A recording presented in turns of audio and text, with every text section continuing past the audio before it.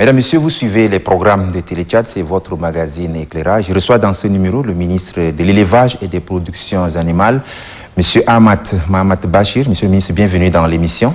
Merci beaucoup, Monsieur Baïdigui Melon. Le Tchad est reconnu comme un grand pays d'élevage et dans sa politique, le maréchal du Tchad insiste toujours sur la modernisation et surtout la promotion du secteur afin de booster l'économie nationale. Monsieur le ministre, vous avez la charge de ce département. Comment cette vision est-elle menée à travers les projets et programmes du département? Bien, Monsieur Elon, tout d'abord, permettez que je vous remercie très infiniment, vous et votre équipe technique, pour nous avoir invités à cette émission d'éclairage. Il est tout à fait normal et légitime que les membres du gouvernement, et d'ailleurs nous avons instruit à cet effet, de rendre visibles les actions du gouvernement. Et la preuve est que nous sommes en train d'échanger sur les questions relatives au ministère de l'Élevage. Ceci étant, Monsieur Elon, vous savez que notre pays est un pays d'élevage. Nous avons toujours dit, et le maréchal Idriss Déby Itno, président de la République, chef de l'État, l'a toujours dit. L'économie du Tchad ne peut que se reposer sur les deux mamelles du Tchad. Il s'agit de l'élevage et de l'agriculture. Les sœurs jumelles. Les sœurs jumelles. Mieux encore, le maréchal a dit, ne vous leurrez pas avec les ressources du pétrole. Parce que les ressources du pétrole ne sont pas pérennes. Elles sont tarissables. Elles sont tarissables. Et donc, notre avenir, l'avenir de nos enfants, l'avenir de notre pays se repose sur l'agriculture et l'élevage. Ensuite viendra le pétrole, l'industrialisation et que sais-je. Et donc, je voudrais dire, aujourd'hui, le Tchad est classé parmi les 3 premiers pays en Afrique, pays d'élevage. Et le dernier recensement prouve à suffisance, démontre à suffisance. Aujourd'hui, nous comptons, sans se tromper, minimum 125 millions de têtes, toutes espèces confondues. Nous sommes classés le 3e pays d'élevage en Afrique. À cela s'ajoute, nous sommes classés premiers au monde en matière d'élevage de dromadaires. Donc voyez-vous l'importance et la place qu'occupe notre pays à travers l'élevage. Son Excellence, je dirais bien, le maréchal du Tchad, Idriss Déby Itno, sous sa clairvoyance, n'a pas du tout manqué de booster ce secteur et de faire en sorte pour que ce secteur prenne la première place. Non seulement en Afrique, mais pourquoi pas au monde. Aujourd'hui, rien que le volaille, qui est élevé de manière traditionnelle, vous savez combien nous comptons? Minimum 36 millions. Ça, c'est élevé de manière traditionnelle. Sans compter maintenant les autres espèces. Donc, si aujourd'hui, nous enregistrons ces résultats spectaculaires de l'évolution du cheptel national, c'est grâce à la clairvoyance et aux nombreux investissements sous la conduite du maréchal, nous avons pu atteindre ces résultats. Donc, beaucoup a été fait dans ce secteur et beaucoup reste à faire. Pour booster vraiment l'économie nationale avec le secteur de l'élevage, quels sont les grands projets et programmes qui accompagnent la mise en œuvre de la politique du maréchal Dassé? Bien entendu, il y a les projets avec nos partenaires qui sont déjà en cours d'exécution. Et il va y avoir d'autres projets et qui seront mis à la disposition de l'élevage. Donc, je vais citer entre autres le PADIAT, le projet d'industrialisation de l'élevage. C'est un grand projet, un projet phare. À partir de ce projet, nous avons obtenu aujourd'hui, disons, 3 complexes qui sont finis, qui sont en cours de finition. Je cite entre autres l'abattoir ou le complexe industriel des abattoirs du Logone. Il a été inauguré en février 2020 par le maréchal Idriss Déby Itno, président de la République, chef de l'État. Mais il manque quelques détails techniques et d'ici la fin de l'année, il sera fonctionnel. Monsieur le ministre, vous n'êtes pas un ministre de bureau dès votre prise de fonction. Vous êtes descendu dans plusieurs entités sous tutelle, voire des missions dans quelques provinces du pays. Qu'avez-vous retenu de toutes ces visites que vous avez effectuées? Bien, comme vous le dites, d'abord, un ministre de l'élevage ou un ministre de l'agriculture, ce n'est pas un ministre de bureau. Il doit passer beaucoup plus son temps sur le terrain. Par rapport au ministère de l'élevage, eh bien, depuis mon arrivée, il y a à peine 2 mois et demi, j'ai fait le sud, le nord. Dans bientôt, je prendrai la direction de l'Est et la direction de l'Ouest aussi. Et les visites de terrain que j'ai pu effectuer, Mondou, Toba, Sar, Mao, Moussoro, toutes ces visites m'ont permis de voir les réalités de l'élevage sur le terrain. Nous avons en Djamena même effectué des descentes. Oui, dans quelques entités. Oui, dans quelques entités. Nous avons vu et nous avons constaté ce qui se passe par rapport à l'élevage. Je dirais, dans ces différentes visites, nous avons constaté de bonnes choses, c'est-à-dire les points forts, et nous avons aussi constaté des points faibles, ce qui nous permettra d'encourager et de tirer vers le haut tous les points faibles que nous avons constatés, et ce qui nous permettra de corriger les points faibles qui sont en souffrance quelque part. Donc, c'est pour vous dire que tant qu'on n'est pas, en tant que ministre de l'élevage, tant qu'on n'est pas sur le terrain, on ne peut pas comprendre la réalité. Nous prenons l'exemple des abattoirs de N'Djamena. Qu'avez-vous retenu personnellement, vous, en tant que ministre? En N'Djamena, il n'y a pas des abattoirs. Il y a des aires d'abattage et l'abattoir frigorifique de Farsha. Celui-ci, il est malade, complètement malade. Et vous savez que cet abattoir a été créé dans les années 50, avant l'indépendance. Il a fonctionné, il a fonctionné, il a fonctionné, mais il a vieilli. Fort heureusement, le gouvernement a trouvé des partenaires émiratis et avec lesquels le gouvernement a pu signer un accord de cogestion de l'abattoir frigorifique de Farsha.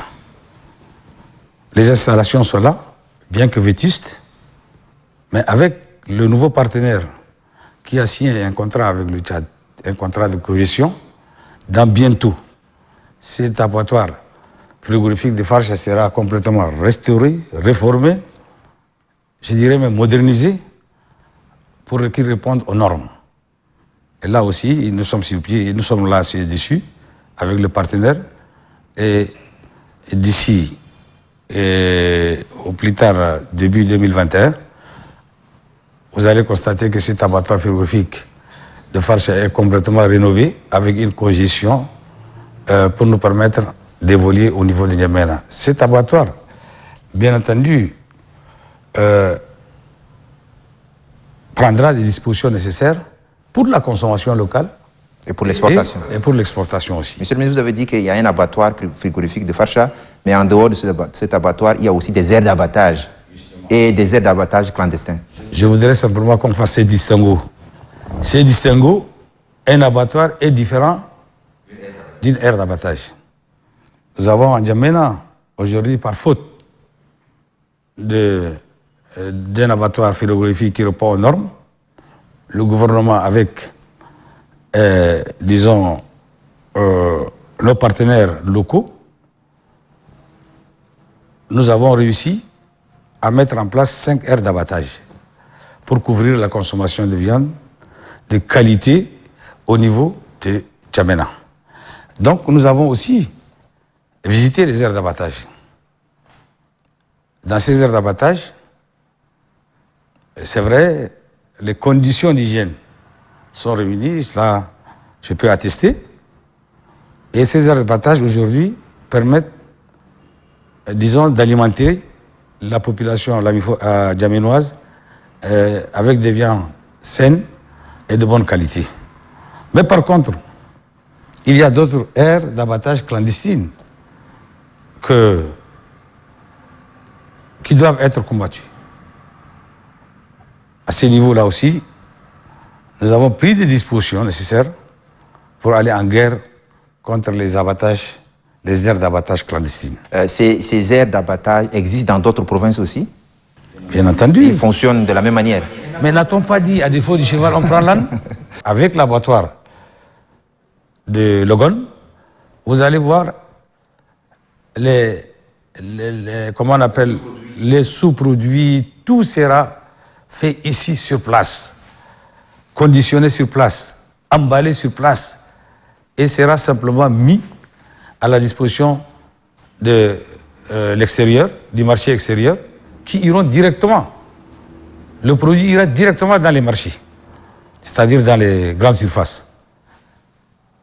Donc la viande tchadienne va être une viande de qualité qui va être traitée sur place ici à partir de notre abattoir du Logon. Il va être dépiécé ici. Vous avez besoin de côtelettes, on n'a pas besoin de vous envoyer des carcasses. Des côtelettes conformément au volume que vous avez besoin sera mis, conditionné ici au Tchad et renvoyé vers l'extérieur avec le partenaire bien entendu, renvoyé vers l'extérieur et il ira directement dans les grandes surfaces pour la consommation de nos amis à l'étranger. Parlant justement des produits de l'élevage, monsieur le ministre, qui dit élevage dit eau, dit pâturage, bonne santé du bétail et de l'éleveur en question. Tout à l'heure, vous avez parlé des recensements qui a été fait. Par rapport à ce recensement, est-ce qu'il y a des mesures d'accompagnement pour permettre le développement intégral de l'élevage tchadien? Bien entendu. Le gouvernement n'a pas fait ce recensement pour le plaisir de le faire. Le gouvernement, à un certain moment, s'est arrêté pour savoir exactement qu'est-ce qu'il y a en matière de cheptel au Tchad. Et le gouvernement a constaté que c'est plus de 125 millions de têtes, toutes espèces confondues. Face à ce boom, le gouvernement est encouragé et obligé à prendre toutes les dispositions nécessaires pour conserver ses acquis et chercher à les développer davantage. Et pour ce faire, il y a même un projet de chaîne de valeur. Bien sûr. Et pour ce faire, d'abord, la production, la santé animale, eau, pâturage et que sais-je. Justement, c'est pour que le problème de pâturage et le problème d'eau font que aujourd'hui, il y a un conflit qui naît entre les éleveurs et les agriculteurs. Quels sont les mécanismes de résolution définitive de ce problème? La population tchadienne même a augmenté depuis un certain temps. Vous le savez très bien, à l'époque, nous étions 3 500 000, etc. Avec le dernier recensement, nous sommes arrivés à 11 millions. Et là encore, c'est entre parenthèses, parce qu'il y a des gens qui ne se sont pas recensés. En réalité, si on fait bien les décomptes, les Tchadiens sont au-delà de 15 millions d'habitants. Quand il y a un boom démographique, il faut des terres pour y vivre. Il faut des terres pour faire sa culture. Il faut de l'eau, il faut des centres de santé, il faut des écoles, il faut extra. D'abord, pour le bien-être du citoyen tchadien. Mais comme notre pays est un pays spécialiste ou d'obédience, agriculture, élevage, eh bien l'élevage aussi de l'autre côté a fait son boom. 125 millions minimum, toutes espèces confondues. Il faut aussi de l'espace pour nourrir les bêtes. Il faudrait aussi de l'espace. Il faut du pâturage. Il faut du pâturage. il faut des couloirs de transhumance, il faut des couloirs d'accès à l'eau, il faut des aires de stationnement, il faut. Donc, ce sont tous ces éléments-là qui peuvent stabiliser et, disons, rendre la vie agréable entre les agriculteurs et les éleveurs. Si tous ces éléments manquent, eh bien, il va y avoir conflit maintenant d'intérêts et conflit agriculteurs-éleveurs. Vous savez, aujourd'hui aussi, l'insécurité déstabilise aussi les agriculteurs, les éleveurs et par conséquent l'économie du pays. Vous avez le politique. Vous savez qu'aujourd'hui, nous sommes tous soit des enfants d'éleveurs ou des enfants des agriculteurs. Nous tous là. Personne n'est d'une bourgeoisie quelconque. Alors, il y a aussi des politicards à petit pied, en manque d'identité politique, trouvent des questions de cette nature pour les développer autrement. Monsieur le ministre, vous voulez dire que les agriculteurs et les éleveurs cohabitaient par le passé? Mais bien sûr, ils ont toujours cohabité et ils sont condamnés à cohabiter. Bien sûr. L'agriculteur ne peut pas s'en passer de l'éleveur et l'éleveur ne peut pas s'en passer de l'agriculteur. D'où une intervention musclée de l'État s'impose pour organiser, galvaniser tout ce monde qui joue un rôle important dans l'économie nationale. Tous les ingrédients désagréables qui s'infiltrent au sein de ces deux communautés, il faut absolument que le gouvernement les repère, les traite pour permettre, disons, aux agriculteurs et aux éleveurs de vivre, de cohabiter. Ils sont condamnés. Ils ont toujours vécu ensemble. Les quelques raisons objectives que je viens de citer sont là aussi. Le gouvernement doit les régler de telle sorte que l'éleveur puisse s'épanouir, l'agriculteur puisse s'épanouir et par-dessus le marché, l'économie nationale puisse s'épanouir. Merci beaucoup, monsieur le ministre. Le pastoralisme est un volet très indispensable pour l'élevage qui se veut compétitif avec un bétail de qualité. Comment se présente la situation du pastoralisme aujourd'hui? Le pastoralisme est un volet très indispensable pour l'élevage. Et donc, le pastoralisme est un système qui présente plusieurs avantages. Un, c'est un système, disons, adapté à nos réalités. Il est bien encadré. Il contribue forcément à la protection de l'environnement. Il est aussi une forme d'adaptation au changement climatique. Les produits ici de ce système est un produit bio. Et enfin, c'est une production. Justement, il y a un projet sous-régional appelé le PRAPS qui œuvre dans ce sens. Quels sont les impacts de ce projet? Est-ce que les bénéficiaires sentent vraiment les retombées de ce projet? Bien sûr, les bénéficiaires sentent les retombées de ce projet. Mais malheureusement, par notre cécité, par faute de rendre visibles les actions du gouvernement à travers ce projet, fait que aujourd'hui, les gens, la population ne sent pas l'impact de ces projets. Sinon, si vous prenez aujourd'hui les composants de PRAPS, par exemple, sont en nombre de 5. Si vous prenez toutes ces composantes, vous partez sur le terrain, les réalisations sont là. Parmi lesquelles les marchés à bétail, les mares, justement, les parcs de vaccination. Oui, nous avons vu à la télévision en train de visiter les marchés à bétail dans quelques provinces du pays. Mais bien sûr. Vous êtes allé constater? Oui, nous sommes allés constater. Et les marchés, je dirais marchés modernes à bétail, sont conçus par ce projet, exécutés par ce projet PRAPS dont vous parlez, sont au nombre de 10. C'est des marchés modernes, sécurisés. Vous avez vu le marché d'habitat de Mao, que j'ai eu à visiter. Vous avez vu le marché à bétail de Gaba, vers la province de Bahr el Ghazal, que j'ai eu aussi à visiter. Et il y a d'autres marchés à Karmé, un peu partout. Ils sont au nombre de 10, à Mdiaras. Le projet à réaliser, et disons, tous ces projets pour permettre à l'éleveur de s'épanouir. Et donc, les projets font leur travail, nous les suivons, et nous allons maintenant nous accorder sur la communication. Et vous resterez d'accord avec moi, nous allons rester en contact permanent. Il faut absolument rendre visibles toutes ces actions du gouvernement dans ce secteur prioritaire pour que la population puisse s'assurer que beaucoup de choses sont en train d'être faites à leur faveur. Et pas en leur faveur seulement pour l'économie de notre pays. Ce n'est pas seulement en faveur des éleveurs ou des agriculteurs, pour l'économie de notre pays, puisque nous n'avions pas d'autres mamelles en dehors de l'agriculture et de l'élevage.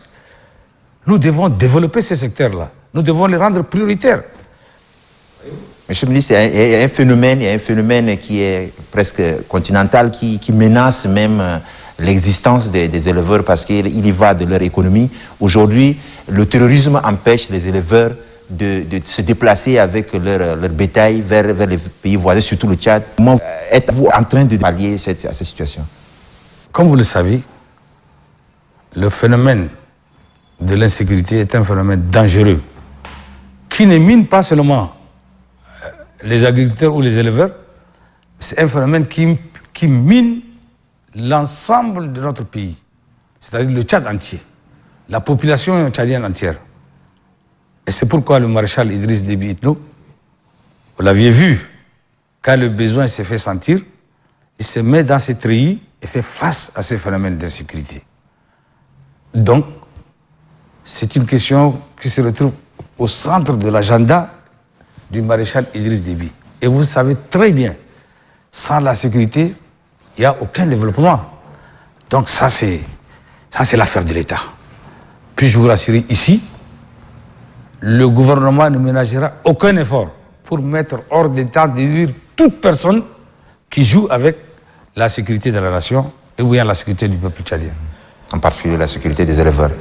Bien entendu, ils sont des éléments dans un ensemble. Éleveurs, agriculteurs, vous-même, en tant que journaliste, vous avez besoin de la sécurité pour exercer le métier. Tous les Tchadiens ont droit à la sécurité. Et le gouvernement doit garantir la sécurité du peuple tchadien, y compris les éleveurs, les agriculteurs, les fonctionnaires, et l'ensemble des Tchadiens. Monsieur le ministre, l'on a toujours parlé de la modernisation du secteur de l'élevage. Et là, vous venez de relever quelques réalisations. Vendre le bétail sur pied et transformer, quelle est l'ambition de votre département pour mettre en œuvre les vœux de l'État, surtout avec le projet, les chaînes de valeur que vous avez entre les mains depuis quelques années? Justement, je disais tout à l'heure que c'est un secteur prioritaire et le gouvernement est en train de tout faire pour le rendre prioritaire et compter sur ce secteur. Une des mamelles de l'économie de notre pays. J'ai dit, je répète, une des mamelles de l'économie de notre Tchadien. Bien, face à cette problématique, sous la clairvoyance du maréchal Idriss Déby Itno, président de la République, chef de l'État, le gouvernement est en train de mettre des stratégies, et ces stratégies pour, disons, rendre moderne ce secteur. La preuve. Aujourd'hui, il y a un projet qui s'appelle PADIAT.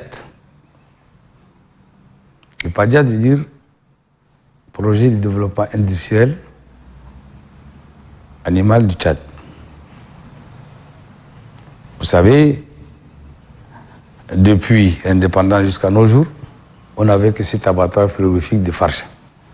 Là aussi, on vend beaucoup plus les bétails sur pied. Les bétails sur pied, ce n'est pas bénéfique pour nous. Et ce n'est pas bénéfique pour le peuple tchadien. Vous allez voir, avec le démarrage du complexe industriel de Legon, toute exportation de bétail sur pied sera purement et simplement interdite. Bien que même maintenant, avec le Covid, on a interdit, mais malheureusement, il y a encore des petits malins qui font la fraude. l'animal reste entier ici sur pied, comme vous le dites. Il sera traité, bien traité au complexe industriel du Logone. Ces dérivés seront exploités. Donc, la modernisation de la filière viande s'impose. À cela, j'ajoute, nous avons avec un partenaire sérieux, nous avons actuellement des échanges, nous travaillons d'arrache-pied pour créer carrément une zone spéciale économique viande. Qu'est-ce que cela veut dire? Nous avons au Gabon, ici, dans la sous-région, une zone économique spéciale bois. Cette zone, elle est créée avec le partenaire devant la forêt. Tout bois qui sort de la forêt vient dans cette zone pour être traité. Par exemple, regardez vos matériels qui se trouvent ici avec du bois sont traités là-bas. Et de là-bas, ils partent vers l'extérieur, produits finis. Et nos produits exportés, traités sur place et encore revenus au Gabon. C'est exactement ce type de zone industrielle spéciale viande que nous envisageons faire. Avec ce projet, je reste convaincu, nous allons réussir. Et si c'est fait, allez. Monsieur le ministre, qu'est-ce qui vous rassure tout ça? Mais nous sommes un État, nous avons des partenaires, le projet il est bancable, il est rentable, mais alors il suffit simplement de le mettre en œuvre, chercher le financement, boucler le financement et le mettre dans le pipeline. Et au bout du pipeline, vous avez la zone. Et c'est tout. Monsieur le ministre, il y a un projet de construction des complexes d'abattoirs. Vous citez seulement le cas de Moundou. Quelle est la situation des autres projets de construction des abattoirs dans d'autres provinces? Question pertinente. Vous avez Djarmaya. Vous savez que Djarmaya, depuis sa première pose de pierre, il y a maintenant 5 ans, alors que le projet est parti pour 48 mois. Aujourd'hui, nous sommes pratiquement à 5 ans. Quelles sont les raisons de ce retard? Le manque de financement. La réponse est simple. Manque de financement, nous avons un partenariat ou un accord avec la BDAC qui doit financer de bout en bout, c'est un prêt qui doit financer de bout en bout ce complexe industriel de Djarmaya. Nous avons le complexe laitier de Mandalia. C'est toujours avec la BDAC. Et comme vous le savez, avec la crise économique mondiale, avec tous les problèmes négatifs, ont touché négativement l'avancée des travaux là-bas. Et donc, en principe, le PADIAD, qui est chargé de mettre en œuvre, le PADIAD, c'est un projet phare. Hein. Il a mis en place le complexe de Logone, Djarmaya, Mandalia. Et avec Bunbuti, Farsha. Donc ces 3 projets, ils sont déjà, disons, en œuvre. Mais le manque de financement a fait que les projets traînent encore les pieds. Mais soyez rassurés, nous avons déjà trouvé des terrains d'entente avec la BDAC, qui ne tardera pas de mettre les financements nécessaires pour que, disons, ce complexe de Djarmaya puisse voir le jour d'ici février 2021 ou mars 2021, si le financement est là. De la même manière, Bunbuti, avec Farsha, on est là-dessus, ils reprendront, disons, leurs activités dans le cadre de congestion, et là aussi, il sera mis à pied, il sera mis, disons, en route. Ici, Mandalia aussi, nous sommes en plein dedans. Les financements, l'État va se substituer à la BDAC si le Trésor le permet, pour financer le reste des travaux et l'État s'arrangera avec la BDHI pour faire la différence. Donc voyez-vous, nous sommes sur la ligne de la modernisation de ces secteurs-là. Oui, monsieur le ministre, vous avez parlé de la construction de ces différents abattoirs, de ces différents complexes. Est-ce que vous avez pensé à un capital humain en termes de personnel qualifié pour faire ce travail, pour la prise en main de ces différents projets? Vous savez, on n'a pas, disons, une main-d'œuvre qualifiée dans notre pays, surtout en matière de boucherie et autres. Et donc, dans le projet de construction du complexe de Logone, comme celui de Djarmaya ou de Mandalia, et même Benbouti de Farsha, une rubrique spéciale formation est réservée à cet effet. Donc, on a déjà commencé par sélectionner des, des agents ou des hauts cadres pour qu'ils puissent être formés très rapidement et à leur tour, ils formeront les autres. Donc, il y a un cadre de formation des formateurs, quitte aux formés de venir former les autres. Ça, c'est un point très important et capital pour le bon fonctionnement de ces complexes, même s'ils sont debout. Et donc, on ne peut pas aujourd'hui construire des bijoux sans pour autant penser à la formation. Je prends votre exemple. Nous sommes aujourd'hui à la télé Tchad, dans un bâtiment moderne, hyper équipé. Mais vous êtes parti en formation.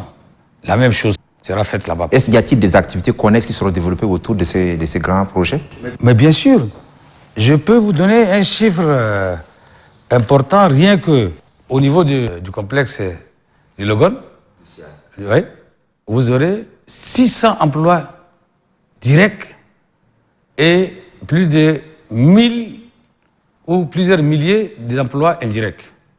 Rien que pour le complexe de Moundou. Monsieur le ministre, le maréchal du Tchad, Idriss Déby Itno, a toujours insisté sur le développement du monde rural. En cette période de la pandémie de Covid-19, qu'avez-vous fait en faveur de ce secteur, vous qui avez la charge de l'élevage? Qu'est-ce que vous avez fait pour prévenir la Covid? Ok, très bien. Vous savez que la lutte contre Covid-19, c'est une lutte sans merci du gouvernement. Oh, bien sûr. Je dis bien une lutte sans merci du gouvernement. Cette guerre déclenchée par le gouvernement contre Covid-19 est pilotée par le ministère de la Santé publique.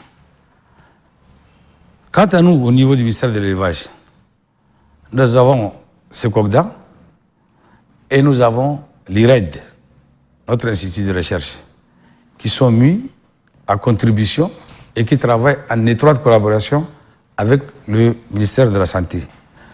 Nous avons dans les sous-commissions techniques les sous-commissions qui sont coiffées par le comité national, nous avons l'IRED, le Secogda et quelques, personnels du ministère de l'Élevage qui travaillent en étroite collaboration. Ça, c'est d'une manière globale. Maintenant, par rapport aux éleveurs, là aussi, soyez rassurés, les éleveurs sont mobilisés, sensibilisés, conscientisés et savent très bien maintenant les tenants et les aboutissants de cette pandémie. Si jamais, on ne le souhaite pas, si jamais il y a des cas, ils savent où se diriger pour être traités et soignés. Les éleveurs sont des gens qui sont en perpétuel déplacement et la Covid se transmet grâce au déplacement des personnes d'un coin à un autre. Sont-ils sensibilisés par vos services? Bien sûr, ils sont sensibilisés. Ils sont même, disons, galvanisés. Et comment on appelle, ils savent les premières, les gestes barrières, les signes du coronavirus. Et vous savez, le ministère de la Santé publique qui est la tête de pont ou le chef de file de cette lutte, nos actions sont mises en synergie On ne peut pas dire que parce que les éleveurs sont là, ils sont atteints, on ne peut pas... Jamais. D'abord, ils sont protégés par la nature et par le bon Dieu. Ils sont loin des pêle-mêle de la vie citadine. Mais le virus, il circule en brousse comme en ville. Si jamais il atteint un éleveur, eh bien, il sait où s'orienter. Et les équipes techniques du ministère de la Santé sont là aussi, attentifs, à l'écoute. Ils ont les numéros où il faut appeler et on peut voler à leur secours ou eux-mêmes ils se déplacent vers les centres. Oui, où monsieur le ministre, vous, en tant que chef de département, avez-vous un message à lancer à l'endroit des éleveurs pour la prévention contre le Covid? Mais bien sûr. Qu'est-ce que vous leur dites? Je leur dis de respecter les mesures prises par le gouvernement. Rien que ça. Les mesures sont claires. Ils doivent absolument les respecter. Ce n'est pas seulement les éleveurs. Vous et moi aussi, on est obligés de respecter ces mesures-là. Et l'ensemble du peuple tchadien doit respecter les mesures édictées par le gouvernement. Le maréchal du Tchad nous a dit que nous devons apprendre à vivre avec la Covid. Mais bien sûr, mais cela ne veut pas dire qu'il vous souhaite la permanence du Covid. C'est une maladie comme toute autre, mais malheureusement, elle est devenue une pandémie. Le sida, là, était là, non? Les gens ont appris à vivre avec le sida. Ça ne doit pas empêcher de faire le développement du pays. Mais bien sûr. Donc, on doit apprendre à vivre avec le coronavirus. Mais cela ne veut pas dire que... mais vous ne pouvez pas imaginer que le corona peut s'effacer du jour au lendemain. Nous le souhaitons vivement. Mais bien sûr, mais maintenant, il faut respecter les mesures. Il faut respecter les mesures barrières. Il faut respecter les consignes. Et c'est de cette manière qu'il peut partir et il peut être éradiqué. Ouais. Monsieur le ministre, aujourd'hui, peut-on dire que les éleveurs et les agriculteurs cohabitent mieux que par le passé? Je dirais oui. Parce que, comme vous le savez, les éleveurs et les agriculteurs sont condamnés à vivre ensemble. Par le passé, nos aïeux, nos grands-parents, nos papas ont vécu dans la harmonie, dans l'harmonie et dans la cohésion. Les gens d'aujourd'hui, là, que nous sommes obligés et condamnés à vivre ensemble. Et aujourd'hui, les éleveurs, les agriculteurs ont compris. Le gouvernement doit mettre tout en œuvre pour stabiliser, jouer son rôle régalien dans cette question de agriculteurs-éleveurs. La société civile doit aussi jouer son rôle. La population doit jouer son rôle. Le politique doit jouer son rôle, mais jouer un rôle positif et non un rôle négatif. Nous savons déjà les causes. Et les causes sont nombreuses. Ils sont déjà identifiés. Ils seront tous traités pour qu'il y ait la paix définitive, qu'on n'entende plus parler de conflits. Monsieur le ministre, l'on reproche à l'agriculteur d'avoir fait des champs pièges. C'est le cas? Oui, dans un passé récent, c'est ça le cas. Parce que, vous savez, le couloir de transhumance est, disons, bien alimenté. Et en saison de pluie, vous plantez, ça pousse seul. Ils le savent très bien. Et maintenant, le problème est plus profond que cela. Je vous dis, élevage veut dire couloir de transhumance, accès à l'eau, sécurité, aire de stationnement. Ça, c'est des conditions qui favorisent le bon élevage. Ouais, qui favorisent la cohabitation pacifique. Je veux parler de la cohabitation et non de l'élevage. J'ai dit bien, couloir de transhumance, accès à l'eau, aire de repos et la sécurité. L'administration doit jouer son rôle pour libérer les couloirs de transhumance et l'accès à l'eau et assurer la sécurité des personnes et de leurs biens, c'est-à-dire des éleveurs, des agriculteurs et leurs bétail et leurs champs. Et de cette manière, simplement, on peut avancer. Mais si aujourd'hui, vous avez un chef traditionnel, religieux, militaire ou civil, qui lui-même devient soit agriculteur, soit éleveur, soit les deux en même temps. Voilà, ne voyez pas ici, il y a un festival de confusion. Un chef dans une localité quelconque, je ne cite pas les titres, il est à la fois agriculteur, il est à la fois éleveur, ou il est agriculteur ou éleveur. Comment il peut gérer la question en cas de conflit? Si lui-même il est touché. Vous arrive-t-il de rencontrer de tels cas? Mais bien sûr, il y en a beaucoup. Il y en a beaucoup. On a même décidé, le gouvernement a décidé contre ces gens-là, qui sont responsables dans une localité. Si c'est une localité d'agriculture, ils sont agriculteurs. Si c'est une localité d'élevage, ils sont éleveurs. Et ne contrôlent pas leur bétail. Et plutôt, ils favorisent pour aller détruire. Comment un responsable pareil peut prendre la question en main? Et il y a beaucoup de causes, de détails même. Donc, ça c'est le rôle régalien de l'État. L'État, j'entends par là, depuis N'Djamena jusqu'au Férik là-bas. L'État doit jouer son rôle. Et c'est ce que le maréchal Idriss Déby, président du Tchad, chef de l'État, nous a toujours instruit pour le faire. Il y a des gens qui savent très bien le faire, mais malheureusement d'autres, eux-mêmes, ils sont dans les coulisses. Monsieur le ministre, nous sommes en saison de pluie et c'est maintenant que les éleveurs et les agriculteurs ont tendance à avoir des problèmes. Avez-vous un message très particulier à lancer à l'endroit de ces deux couches pour leur cohabitation? Actuellement, d'une manière générale, il y a une accalmie. La vraie période, c'est dans bientôt. Disons, mi-octobre, fin octobre, novembre, décembre. En principe, il y a des règles de jeu qui sont au niveau du ministère de l'administration territoriale et qui sont au niveau aussi des administrations au niveau des provinces. Eh bien, il faut respecter ces règles de jeu. Les éleveurs aujourd'hui, ils sont tous en ordre. Et comme je disais tantôt, par manque de bâtirage, par manque de tout, ils sont obligés de descendre maintenant à la recherche de l'eau et du pâturage. Donc leur période, c'est jusqu'à fin octobre, novembre.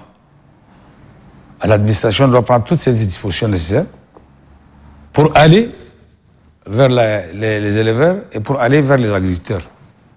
Le moment est venu, jouons franc jeu. Et les règles sont là, prédéfinies, établies. Il suffit simplement de les respecter, de sensibiliser les gens, les agriculteurs comme les éleveurs. L'agriculteur doit enlever son produit pour ne pas traîner et maltraiter ou torturer l'éleveur. L'éleveur doit aussi se patienter pour ne pas venir dévaster. Et tout ça se fera sous le contrôle de l'administration. Et ça va marcher. Mais si l'administration dort, l'éleveur force, l'agriculteur fait exprès pour garder sa récolte provoquée, ça ne peut pas aller. Je pense que ce soit l'agriculteur, que ce soit l'éleveur, que ce soit même les autorités sur place, sont conscients du danger et je ne doute pas un seul instant qu'ils prendront toutes les dispositions nécessaires pour éviter les pires. On a tendance à accuser l'administration de prendre parti quand un conflit surgit.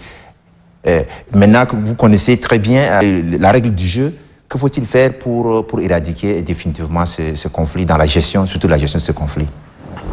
L'administration prend parti. Ça veut dire que vous voulez dire que l'administration est tendancieuse. N'est-ce pas ça? Je dirais non. Fondamentalement, l'administration n'est pas tendancieuse. Fondamentalement, l'administration cherche à régner la paix et la sécurité entre ces deux communautés-là. Mais comme je vous dis, les individus ne veulent pas dire administration. Ils incarnent l'administration Mais c'est par leur comportement, par leur propre turpitude, ils mélangent les choses. Mais sinon, l'administration, les règles sont là, les lois sont là, les règles sont là. L'administration a pris disposition. Mais il faut maintenant mettre en œuvre. Mais c'est lui qui incarne, c'est lui qui doit gérer et appliquer ces textes. Si lui-même il devient agriculteur, ou bien il devient éleveur, eh bien, je m'en moque. Il ne fera qu'empirer la situation. Et là aussi, je pense que le maréchal a attiré l'attention. Les ministres qui se sont succédés au niveau du ministère de l'Intérieur, ils ont aussi attiré l'attention des agents de commandement sur le terrain, de nos forces de défense et de sécurité qui sont sur le terrain. Et donc, il y a quand même une évolution. Mais ce n'est pas suffisant.